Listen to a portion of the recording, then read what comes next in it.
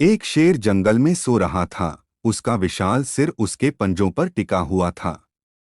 तभी एक डरपोक छोटी चूहिया वहां आ गई और डर के मारे भागते हुए शेर की नाक पर चढ़ गई। नींद से जागकर शेर ने गुस्से में आकर अपने भारी पंजे से उस नन्ही चूहिया को दबोच लिया ताकि उसे मार सके। मुझे छोड़ दो, चूहिया ने विनती की।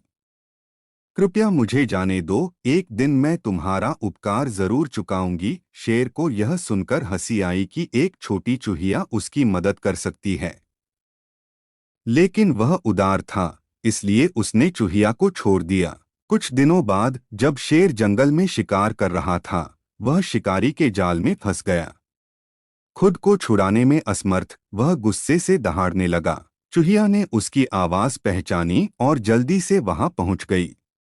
उसने जाल की एक मजबूत रस्सी को कुतरना शुरू किया और उसे काट दिया, जिससे शेर जल्द ही आजाद हो गया। तुमने मेरी बात पर हंसी उड़ाई थी, चूहिया ने कहा। अब देखो, एक छोटी चूहिया भी शेर की मदद कर सकती है। कभी भी की गई दया व्यर्थ नहीं जाती। अगर आपको वीडियो पसंद आया हो तो कृपया लाइक करें और मेरे चैनल को सब्सक्राइब करें और नई वीडियो के लिए बेल आइकन दबाएं।